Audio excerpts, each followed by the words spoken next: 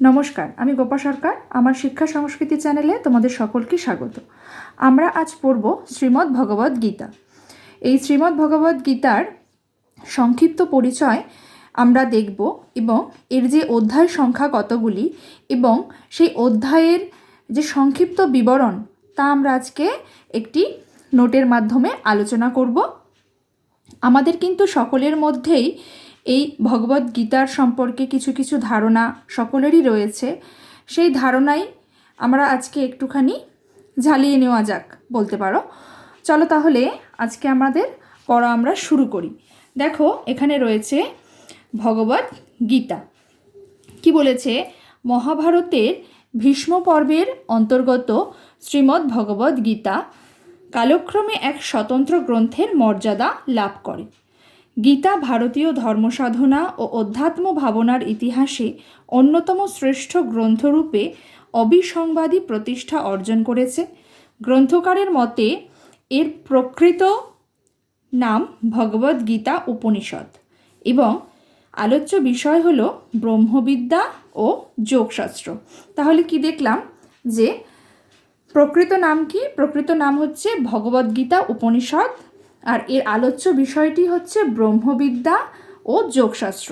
অবশ্য প্রাচীন টিকাকারগণ হলেন শঙ্করাচার্য, রামানুজ, শ্রীধর স্বামী প্রভৃতি শ্রীমদ্ ভগবদ্ গীতা বা শুধু গীতা নামেই গ্রন্থটির উল্লেখ করেছেন এই টিকাকারগণ।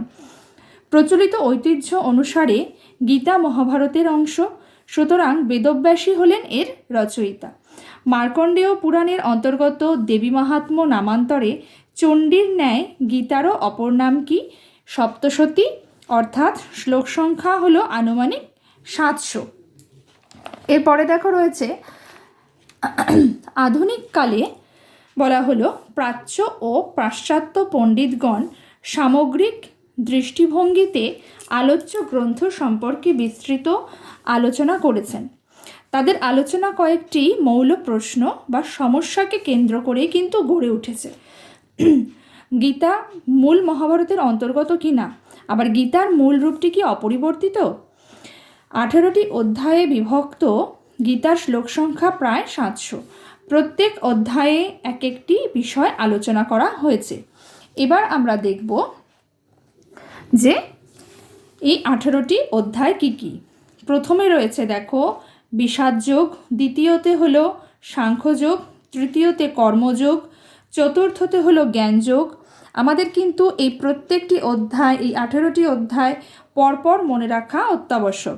পঞ্চম হলো সন্ন্যাস যোগ, ষষ্ঠতে দেখো ধ্যান যোগ, 7 নম্বরে রয়েছে জ্ঞান বিজ্ঞান যোগ, অষ্টম হলো অক্ষর ব্রহ্মযোগ, নবম রাজযোগ, দশম হলো বিভূতি যোগ, 11 নম্বরে হচ্ছে বিশ্বরূপ দর্শন যোগ, 12তম হলো ভক্তি যোগ, 13 নম্বরে রয়েছে ক্ষেত্রজ্ঞ বিভাগ যোগ, তারপর 14 নম্বরে গুণত্রয় বিভাগ যোগ, 15 হলো পুরুষোত্তম যোগ, 16তে বলা হলো দৈবাসুর সম্পদ বিভাগ যোগ, তারপর হচ্ছে শ্রদ্ধাত্রয় বিভাগ যোগ, একদম শেষে দেখো 18তম অধ্যায়ে রয়েছে মোক্ষ লাভ অর্থাৎ মোক্ষ যোগ। এবার আমরা এই যে 18টি অধ্যায় দেখলাম, এই 18টি অধ্যায়ের সংক্ষিপ্ত কিছু বিবরণ আমরা দেখব। দেখো, এখানে বলা হচ্ছে প্রত্যেক অধ্যায়ে আলোচ্য মূল বিষয়ের সঙ্গে অন্যান্য প্রাসঙ্গিক বিবিধ বিষয়ও কিন্তু আলোচিত হয়েছে।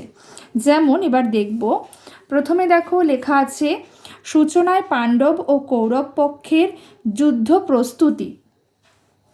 তারপর রয়েছে অর্জুনের বিষাদ, যার জন্য কিন্তু এটির নাম কি ছিল? বিষাদ যোগ। যুদ্ধের ফলে কুলক্ষয়, বর্ণসংকর ও অন্যান্য নৈতিক বা সামাজিক পাপবোধের চিন্তা ও ধনুর বাণ ত্যাগ। 2 নম্বরে দেখো মোহাচ্ছন্ন অর্জুনকে কৃষ্ণের উৎসাহ, আত্মার অবিনাশিত্ব, ক্ষত্রিয়ের কর্তব্য, কর্মযোগের শ্রেষ্ঠতা, বিষয় চিন্তার কুফল, ইন্দ্রিয় সংযমের প্রয়োজনীয়তা। 3 নম্বরে বলা হলো কর্মযোগের আবশ্যিকতা, আত্মজ্ঞানীর কর্মাভাব, স্বধর্মের শ্রেষ্ঠতা, কাম ক্রোধাদির ফলে পাপ আচরণ করা, কামাদি রিপু থেকে মুক্তির উপায়। 4 নম্বরে বলা হচ্ছে কর্মযোগের প্রাচীনত্ব, অবতার তত্ত্ব, চতুর্বর্ণ, বিবিধ যজ্ঞের বর্ণনা, জ্ঞানীর সাধনা ও ফল। এই হলো 4 নম্বরে জ্ঞান যোগ। এরপর আমরা দেখব পঞ্চমে ছিল সন্ন্যাস যোগ। কর্ম ও সন্ন্যাস যোগের তুলনা, স্বভাবের কর্তৃত্ব, ঈশ্বরের আরাধনা, ব্রহ্ম নির্মাণ ও মনঃসংযম, যেটি সন্ন্যাস যোগের মাধ্যমে সক্ষম।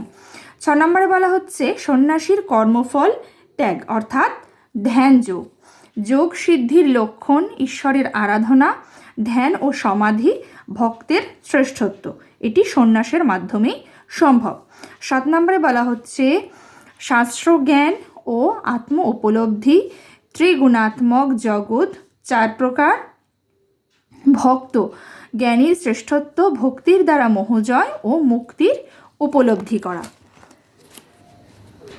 এরপর দেখো কি বলছে, এরপর বলা হচ্ছে যে 7 নাম্বার গেল। এবার 8 নাম্বারে দেখব ব্রহ্ম ও অধ্যাত্ম ও আধি দৈবিক বিষয় আলোচনা, মৃত্যুকালে ঈশ্বর চিন্তা, সর্বদা ভগবানের মনন, পরমাত্মায় পরম গতি, দেবযান ও পিতৃযান। 9 নম্বরে বলা হলো ঈশ্বরের যোগ আর ঐশ্বর্য, যোগৈশ্বর্য, অবতার তত্ত্ব, ভক্তের দৈবী প্রকৃতি, ভক্তির দ্বারা পাপ মুক্তি। 10ম অধ্যায়ে বলা হচ্ছে ঈশ্বরের স্বরূপ জ্ঞানে মুক্তি অর্থাৎ বিভূতি যোগ, ভগবানের বিভূতি। 11 নম্বরে বলা হচ্ছে বিশ্বরূপ দর্শন, অর্জুনের দ্বারা কৃষ্ণের স্তব, কৃষ্ণ কর্তৃক পুনরায় স্বরূপ ধারণ। 12 নম্বরে বলছে সগুণ ও নির্গুণ উপাসনা, ভক্তি ও নিষ্কাম কর্ম, ভক্তের লক্ষণ। 13 নম্বরে বলা হচ্ছে প্রকৃতি পুরুষ তত্ত্ব।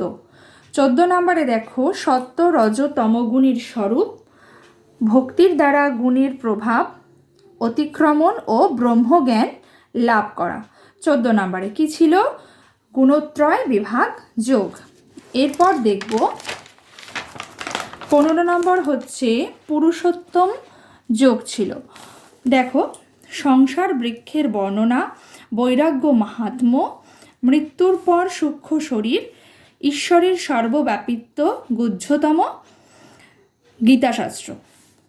16 নম্বরে বলা হচ্ছে দৈবী ও আসুরি প্রকৃতি, নরকের ত্রিবিধ দ্বার অর্থাৎ কাম ক্রোধ যে লোভ, কামাদি ত্যাগের ফলে শ্রেয়প্রাপ্তি, শাস্ত্র লঙ্ঘনের দোষ ও শাস্ত্র আচরণের সুফল। 17তম অধ্যায়ে বলা হচ্ছে ত্রিবিধ শ্রদ্ধা, ত্রিগুণ ভেদে ত্রিবিধ আহার, ত্রিবিধ যজ্ঞ কায়িক বাচিক মানসিক, কায়িক বাচিক আর মানসিক, ত্রিবিধ দান প্রভৃতি। একদম অন্তিম অধ্যায়ে বলা হচ্ছে সন্ন্যাস ও ত্যাগ, যজ্ঞ দান তপস্যা, ত্রিবিধ কর্ম, প্রেরণা, ত্রিবিধ জ্ঞান, বুদ্ধিধৃতি, চতুর্বর্ণের স্বভাব, স্বধর্ম নিষ্ঠা, সর্বহৃদয় ঈশ্বরের অধিষ্ঠান, গীতা জ্ঞানের অধিকারী, গীতার পাঠ ও ব্যাখ্যা শ্রবণের ফল, অর্জুনের সর্বশেষে সন্দেহ নিবৃত্তি। এই গেল আমাদের গীতার 18টি অধ্যায়ের সংক্ষিপ্ত বর্ণনা। আমার ভিডিওটি যদি তোমাদের ভালো লাগে তোমরা অবশ্যই লাইক করো, শেয়ার করো, কমেন্ট করো, অবশ্যই আমার চ্যানেলটিকে তোমরা সকলেই সাবস্ক্রাইব করো।